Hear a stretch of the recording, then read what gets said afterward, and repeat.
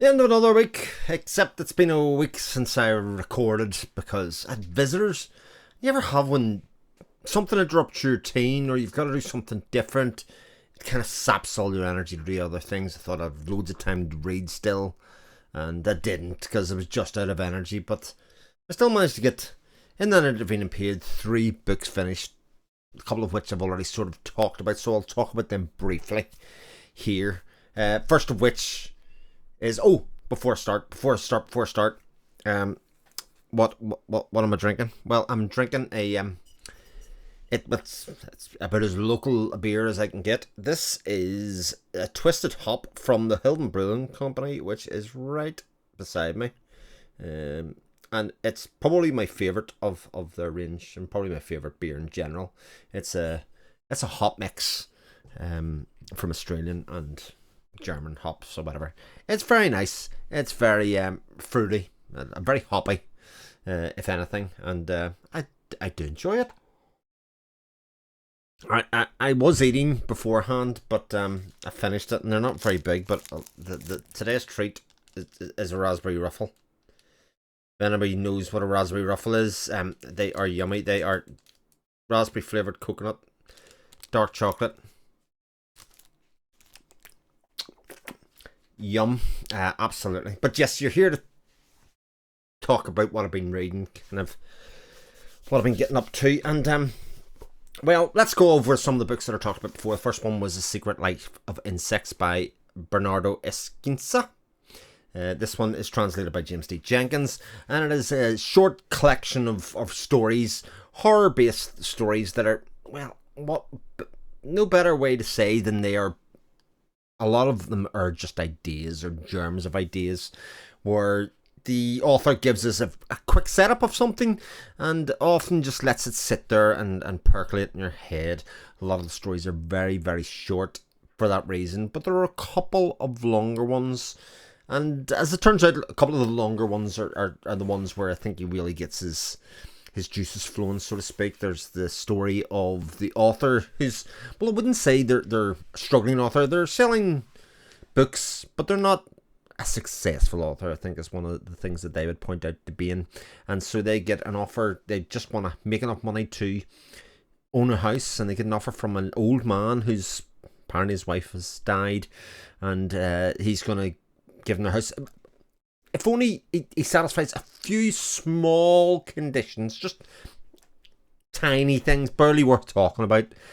You know how that's going to go in some ways, those kind of like small printy things that you don't really need to worry about.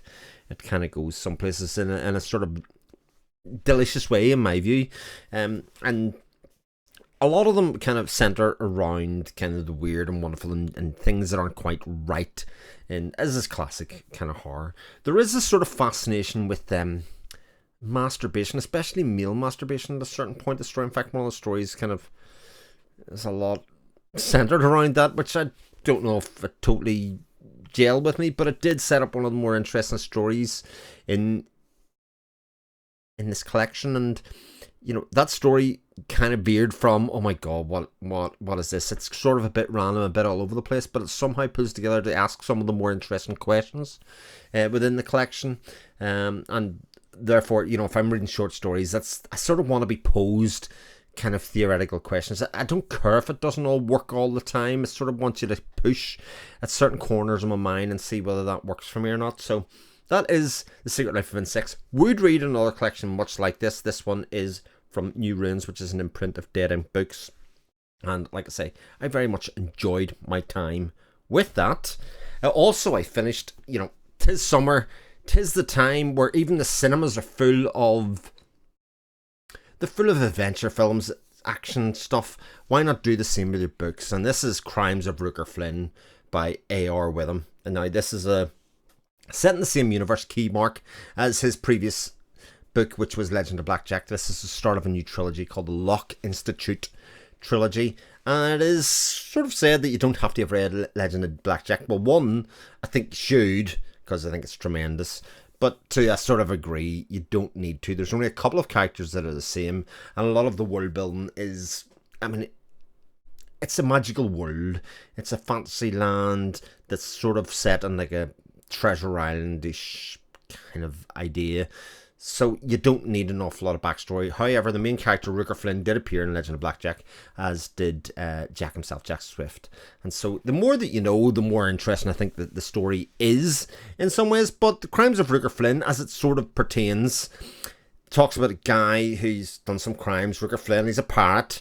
And it's not much of a spoiler to say that he ends up in trouble for his first crimes and ends up in a prison. And you get a story that is part fantasy adventure island, part prison break in some ways, because he's trapped, he wants to get out, and hijinks ensue. This is a terrifically fun series. I have an awful lot of time for the ethos that goes behind writing a book like The Crimes of Rooker Flynn and The Legend of Blackjack and Key Mark.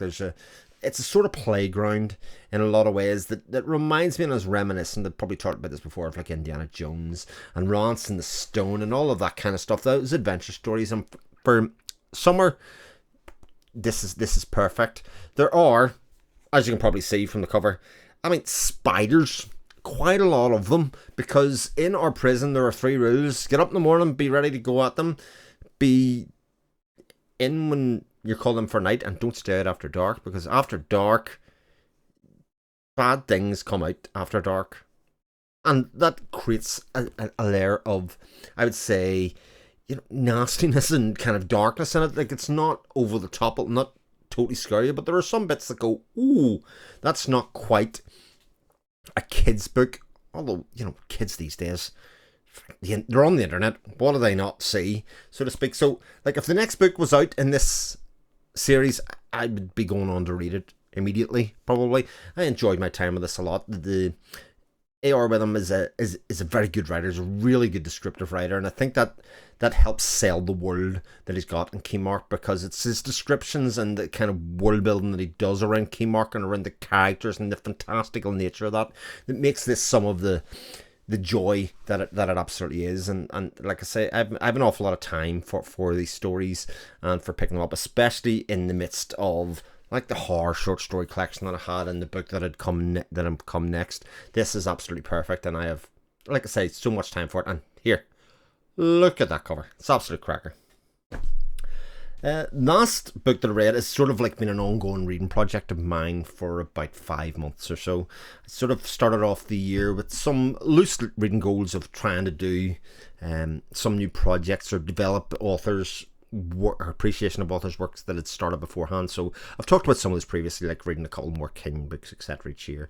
And one of them was to read some of the real classics of classic literature, because it fell well outside my sphere of what I know. And I also thought, by virtue of reading classic literature, especially major classic literature works, I should probably do it in genres that I'm not really familiar with, to see if I can gain an appreciation for what makes those books so revered and otherwise. And I thought I'd pick what would be a romantic, but also a translated fiction. So put them all together, and I was reading Anna Karenina. Now, this is the Penguin Classics edition of Anna Karenina. I've done a decent job with the spine. It's not totally, you probably can't make it out there, but I mean, the spine's alright with this. It is actually quite a pleasurable thing to read, except like sometimes the print is so small that you need good light, etc. Man of my age, can be a bit of a struggle. Anybody know what that feels like? Anyway, so what is Anna Karenina? Well, I mean, I did say that it was probably a romance, and it is, but it's not just romance. In fact, in some ways, romance is sort of a lens through which we view the story in a lot of ways. So it's a movie. It's a movie. It's a book about a world that's changing. So we are in Russia, obviously, and these books are more than just pieces of literature stories. They are historical testaments. And this book is written at a time when Russia's undergoing change. It's a story that's set in a higher class, so to speak. So we have people that are the aristocracy of Russia that are Christians in a lot of ways, but they are multilingual. They purport to be well educated, although that is one of the things that it's explored through the book itself. But the relationships is where a lot of the historical document and the character development sort of sits, because this deciding who your partner's going to be is very much in that Cantillion Ball kind of thing that we see, insofar as they see the person that they like, they set their eyes on it, go through the families, do all that kind of stuff, and they envisage what their life's going to be like with that person in mind and how it's going to develop. Now, Anna Karenina is a book that explores all of those things, both in terms of the courtship, the ups and downs of that courtship, the kind of vying for people of different responsibilities and families and the position that they sit within, but really about people and about people's expectations and how the reality plays out against that. And if anything, Anna Karenina is a book about characters and relationships, because no two people stay the same and start in the same place and end the same place in the story. It is a book of lots of ups and downs over a shortish period of time, but our own prejudices will fall into how we view each of the characters. I can see two different people reading this and having very different views on the people and the characters that are within this. And if you're a character reader, this is like one of the greatest character studies I've ever seen.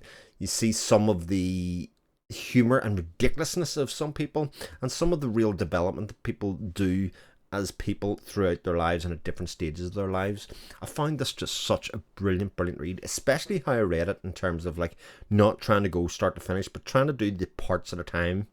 There are 8 parts in this book, and actually reading them and taking a break after each part lets you think and reflect about where those people are at the end of that journey and how it goes. There's so many thoughts and ideas in which to percolate and think about within the book, and it is the type of story that I really need to do a full review on, because there's lots of bigger things and bigger ideas that I really don't want to take up like half an hour of this video talking about. It is a book that should be discussed. It's probably a book that will be reread at some period in my life, but I have ticked off a major piece of literature, and Russian literature, of which I had very little to no awareness of beforehand. Having watched lots of Russian movies, I had a sense of some of the culture and the kind of thoughts, but again, if you look at the period in which this was written and the development of Russia at that time, both afterwards in the short term and longer term, you get a sense of why Russian society evolved as it is and has evolved as it is, even just such in a small way. You get a better appreciation, and that is really the power of literature, and especially translated literature that to go through. This is the Bavir Bolkonsky translation. I read this both in paperback and in Kindle, and as part of the review I'll talk actually about some of the experience of reading classic novels in those two formats, because I do think of some things to say that make that conversation interesting. And those are the books that I have finished in the past while. Talking about what I'm going to be reading kind of coming up, well, I'm going to finish Children of Ruin. I've quite a lot to say about Children of Ruin, especially in comparison to Children of Time beforehand, but I'll leave that to next week, because I'll be finished the book next week and I don't want to kind of talk too much about that. I'm also going to start book 12 of the SF Masterworks series that we're doing at the moment. This is George R. Stewart's Earth Abides.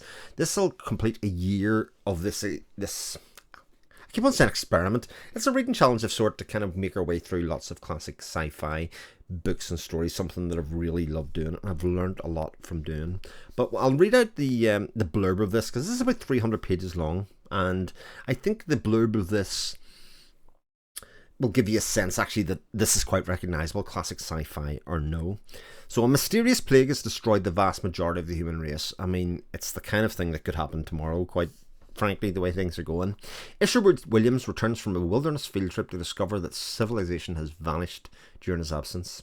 Eventually, in San Francisco, he encounters a female survivor who becomes his wife.